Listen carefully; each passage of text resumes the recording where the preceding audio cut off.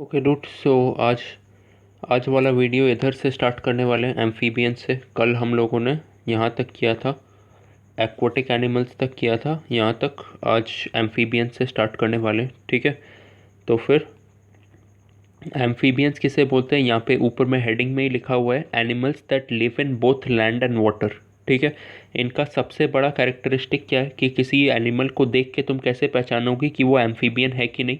वो लैंड में और वाटर में दोनों में रहता है, ठीक है। उसके बाद क्या लिखा हुआ है एम्फीबियंस के बारे में, दे हैव। तो फिर लैंड में और वाटर में दोनों में रहता है, ठीक है। लैंड में और वाटर में दोनों में ही रहता है।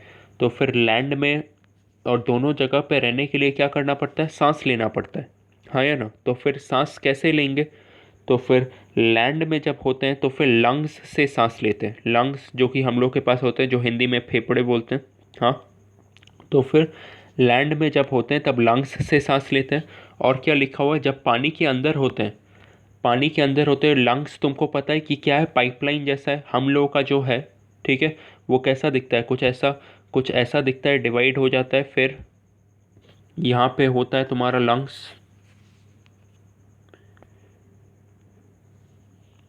ठीक है। लंग्स कुछ ऐसा दिखता है। और सबसे मेन चीज़ जो है कि ये एक पाइपलाइन जैसा है, ठीक है। लेकिन पानी के अंदर अगर इस पाइपलाइन से सांस लेने जाए तो फिर यहीं पे पानी घुस जाएगा, ठीक है। और फिर पूरा लंग्स में पानी भर जाएगा, ठीक है। तो फिर पानी के अंदर तो लंग्स से सांस नहीं ले सकते।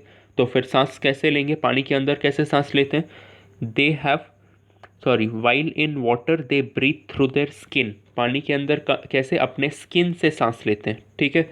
दे have legs which help them to move on land and swim in water, ठीक है। और लैंड पे कैसे चलते हैं, पैरों से चलते हैं, ठीक है। वाटर पे कैसे तैरते हैं, अपने हाथ पैरों से ही तैरते हैं। हाथ तो नहीं होते, पैर ही होते हैं, ठीक है। उससे तैरते हैं, ठीक है। एग्जाम्पल्स क्या है, एक एग्जाम्पल तो मैं यहाँ पे दिख रहा है, सैलमांडर, ठीक है। ये पानी में भी रहता है, लैंड पे भी रहता है, ठीक है। और दूसरा और कोई एग्जाम्पल है नहीं, और कोई एग्जाम्पल नहीं है। नॉर्मल एग्जाम्पल है फ्रॉग तुम्हारा, ठीक है। फ्रॉग पानी में भी रहता है, लैंड पे भी रहता है, ठीक है। तो फिर ऐसे एनिमल्स को हम लोग बोलते हैं एम्फीबियंस। इसके बाद आते हैं आर्बोरियल एनिमल्स पे। आर्बोरियल एनिमल्स कौन, जैसे कि ये पिक्चर तुम्हें दिख रहा है, जो पेड़ पे रहते हैं, फॉर एग्जाम्पल स्क्विरल, ठीक है। लेकिन इन लोगों से ये लोग उड़ नहीं सकते, ठीक है। पेड़ पे रहते हैं लेकिन उड़ नहीं सकते, ठीक है। और क्या लिखा हुआ है यहाँ पे लिखा हुआ है कि स्क्विरल्स, जो कि एक एनिमल है जो पेड़ पे रहता है। यहाँ पे स्क्विरल के बारे में क्या लिखा हुआ है, squirrels use the strong claws to cling tightly to the branches. Strong claws मतलब क्या, क्लॉज का मतलब क्या होता है, क्लॉज का मतलब होता है हाथ, ठीक है। क्लॉज का मतलब होता है स्क्विरल का जो हाथ होता है, ठीक है। ये बहुत ही स्ट्रांग होता है और इसीलिए वो पेड़ से, ऐसे यहाँ पे पेड़ पे ये कोई ह्यूमन बीइंग इस पोजीशन में लटक पाएगा पेड़ से, नहीं। स्क्विरल्स के हाथ इतने स्ट्रांग होते हैं, इसीलिए वो पेड़ को इतने कस के जकड़ा हुआ है कि वो छूटेगा नहीं, ठीक है। और क्या, और मंकीज कैसे रहते हैं, they coil their long muscular tail. ये अगर ब्रांच है तो फिर मंकी अपना पूंछ ऐसे यहाँ पे लगा देगा, ठीक है, जिससे कि वो झूलता रहे, ठीक है। While swinging from one branch to another, और ऐसे ही करके वो एक ब्रांच से दूसरे ब्रांच पे जाता है, ठीक है। सपोज इस ब्रांच से इस ब्रांच पे जाना है उसको, तो फिर इस ब्रांच से अपना पूंछ छुड़ा लेगा और इस ब्रांच पे डाल देगा, जाकि ताकि उस ब्रांच पे वो लटक सके, ठीक है। तो फिर ये मैं क्यों समझा रहा हूँ, क्योंकि ये भी क्वेश्चन आ सकता है तुम्हारा कि what is the adaptation. Adaptation मतलब मैंने तुम्हें लास्ट दिन ही समझाया, एडप्टेशन का मतलब होता है ढालना। तो फिर what is the adaptation found in squirrels so that they can live in trees. Question को एक बार फिर से रिपीट करता हूँ, what is the adaptation found in squirrels so that they can live in trees. इसका मतलब क्या है कि स्क्विरल्स में ऐसा क्या है कि वो पेड़ पे रह सकते हैं, ठीक है।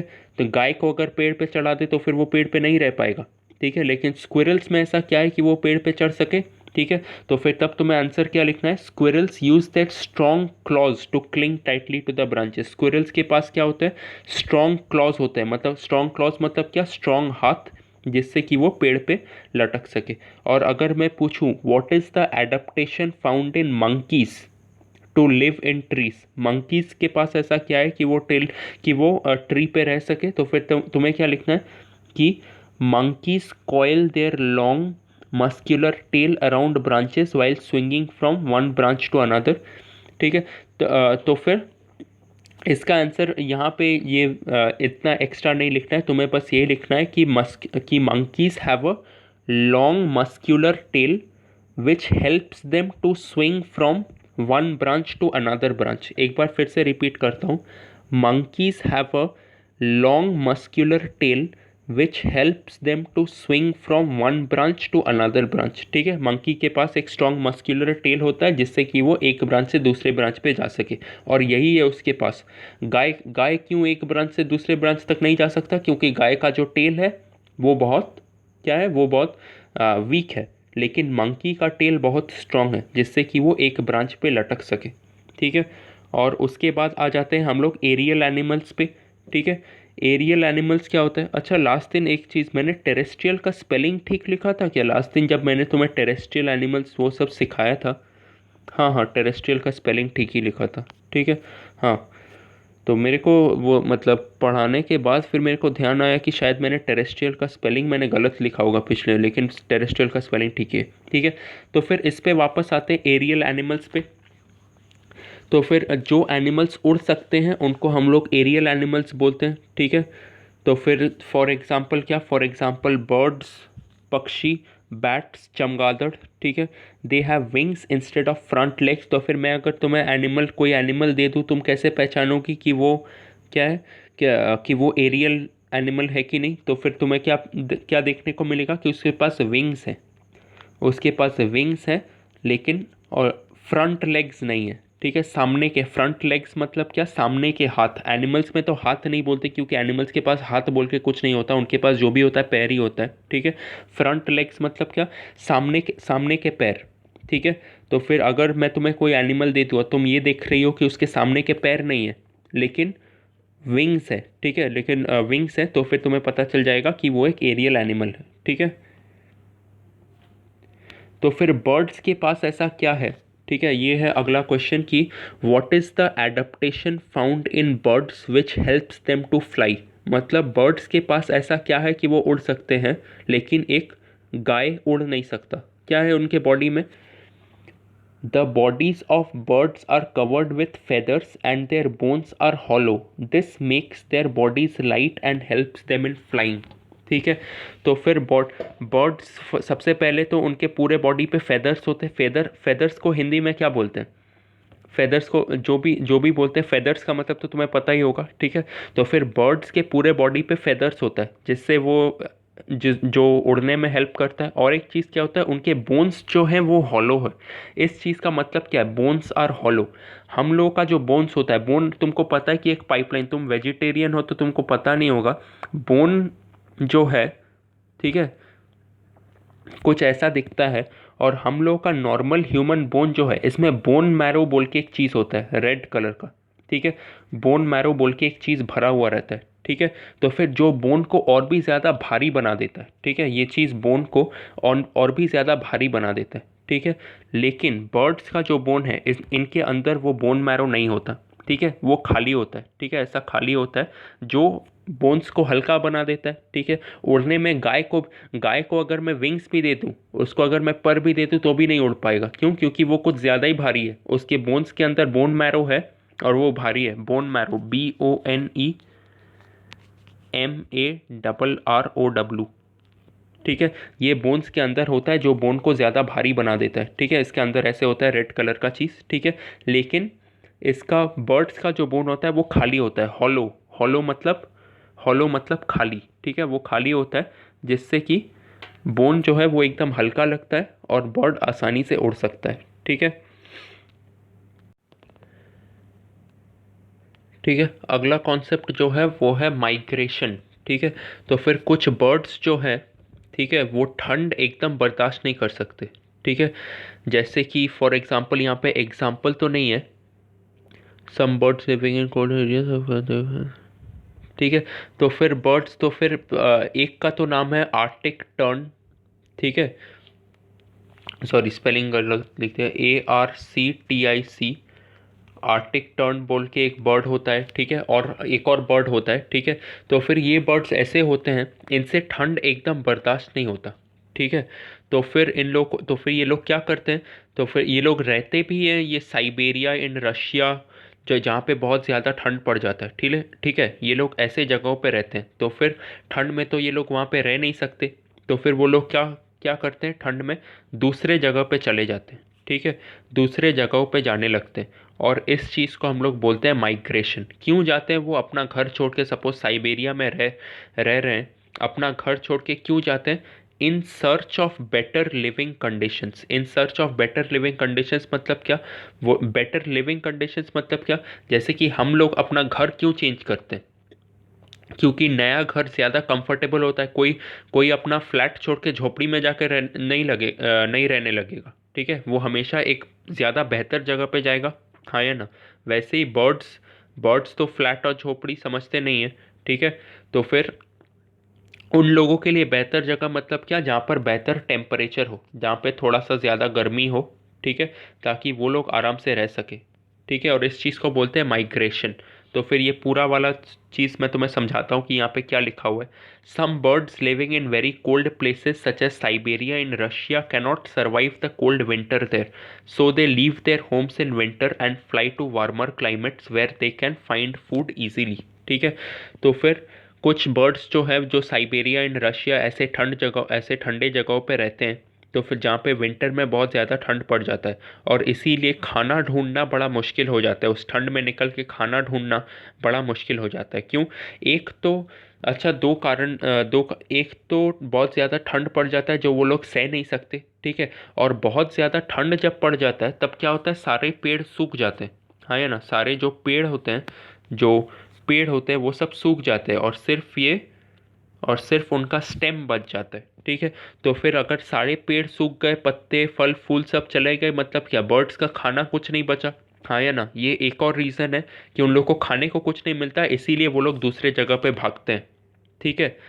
तो फिर और इस चीज़ को हम लोग बोलते हैं माइग्रेशन, ठीक है। और माइग्रेशन का डेफिनेशन अगर तुमसे एग्जाम में पूछे व्हाट इज माइग्रेशन, तो तुम्हें यहाँ से यहाँ तक लिखना है, the regular movement the regular movement of animals every year. एक मिनट जूम इन कर देता हूँ, ठीक है। The regular movement of animals every year in search of better living conditions is called migration. Regular movement मतलब क्या, ये हर साल होता है, ये नहीं कि 2017 में किया और फिर उसके बाद 2025 में करेंगे, ये नहीं, हर साल में करते हैं। 2018 में भी किया था, 2019 में भी किया था, 2020 में भी करेंगे, ठीक है। तो फिर रेगुलर मूवमेंट मतलब क्या, हर साल होता है, in search of better living conditions, ठीक है, बेहतर जगह पे रहने के लिए, जहाँ पे थोड़ा सा ज़्यादा गर्मी हो, आराम से रह सके, ठीक है, इज कॉल्ड माइग्रेशन, ठीक है। ठीक है, तो फिर अब आते हैं तुम्हारे इस होमवर्क पे, ठीक है, जिसने बड़ा परेशान किया है मुझे, क्योंकि बहुत सारे एनिमल्स इसमें ऐसे हैं जिनको प्रॉपर कैटेगरी में नहीं डाला जा सकता, ठीक है, लेकिन फिर भी मैं समझा रहा हूँ कि क्या करना है। एकदम डिफ़िकल्ट वाले ही समझाऊंगा, क्योंकि इजी वाले जैसे कि कैमल तो तुम्हें पता है कि ये टेरेस्ट्रियल है, ठीक है। तो फिर क्रोकोडाइल पे आते हैं सबसे पहले, ठीक है। क्रोकोडाइल जो है ये पानी में भी रहता है और लैंड पे भी रहता है, ठीक है। अच्छा एक मिनट,